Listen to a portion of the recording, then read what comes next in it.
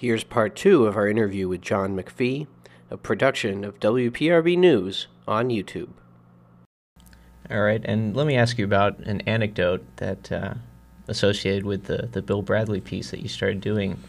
At some point, I guess you realized that, at least from what you could observe, that one of his particular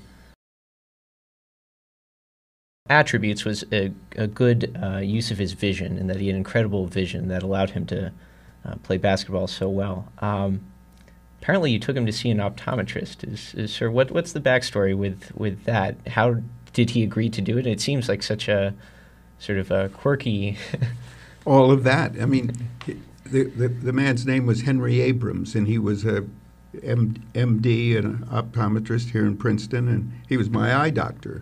And so when Bill started talking about his vision and the vision of basketball players and what you can and can't see when you're in the middle of a game and so forth, I developed this idea.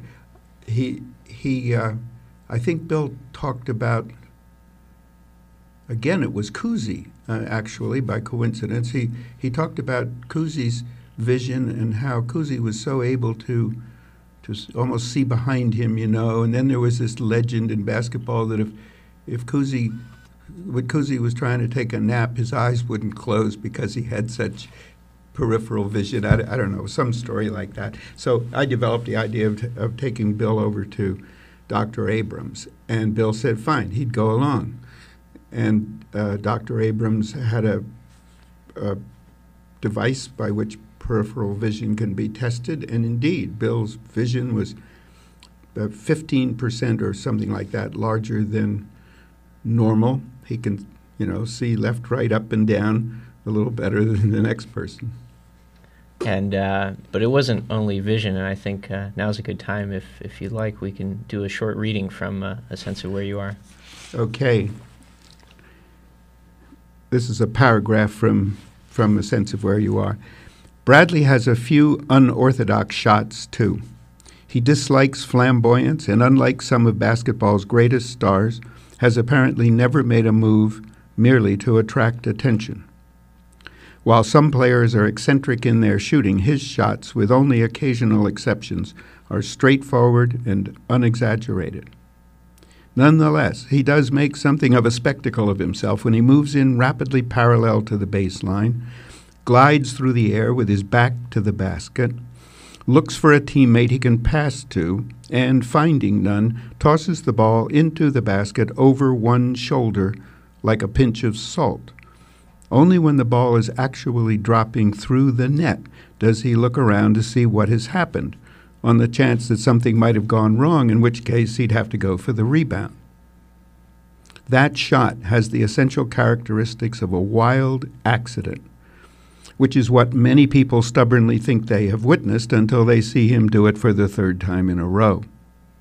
All shots in basketball are supposed to have names: the set, the hook, the layup, the jump shot, so on. And one weekend last July, while Bradley was in Princeton working on his senior thesis and putting in some time in the Princeton gymnasium to keep himself in form for the Olympics, I asked him what he called his over-the-shoulder shot. He said he'd never heard a name for it, but that he had seen Oscar Robertson of the Cincinnati Royals and Jerry West of the Los Angeles Lakers do it, and had worked it out for himself. He went on to say that it's a much simpler shot than it appears to be. And to illustrate, he tossed a ball over his shoulder and into the basket while he was talking and looking me in the eye. I retrieved the ball and handed it back to him. When you've played basketball for a while, you don't need to look at the basket when you're in close like this, he said, throwing it over his shoulder again and right through the hoop. You develop a sense of where you are. And that last line is just such a great line. I mean, obviously, you took it for the title, so you must have seen something. Well, it's an odd thing. I turned that piece into the New Yorker, first one I ever had, with no title on it. It is the only piece that I haven't ever, book piece, anything, that I didn't write the title for. Of course, Bill did. But William Shawn, the editor of the New Yorker, plucked that out of this whole 17,000 words and made it the title. So I'm indebted to him, too. despite that fact, I think it's possible maybe even to look at this sort of technique and maybe apply something of it to writing, in the sense that as a writer, do you think that you've sort of developed a sense of where you are, where you can almost sort of be in a place and start to tell a story without sort of as a second nature type of thing? Well, I don't know, but you certainly, I see what you're saying, Yeah. and it does make sense that, I mean, what I think of when you say that is that if you're too quick about it, you might not get it quite as right as if you went back 2 or 3 times. A writer friend of mine once said, you know you're ready when you meet yourself coming the other way, and that implies a certain amount of repetition, a certain amount of extended research that settles you down on a topic and a place. That's a nice insight. I hadn't thought of that. Well, and from you. Well, and I know that when you do your research, you take a ton of notes, right? A ton of notes, right. And sort of when you sit down to write, how does that flow from, you've got piles of notes. Obviously, you can't include every sort of detail. How do you go through that, sort of pluck the right things and figure out what your narrative is?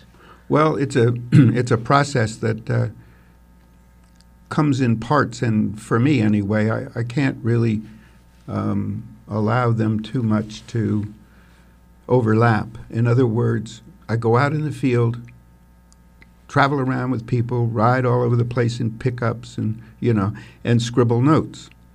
I come back to Princeton and I type all those notes into the computer. And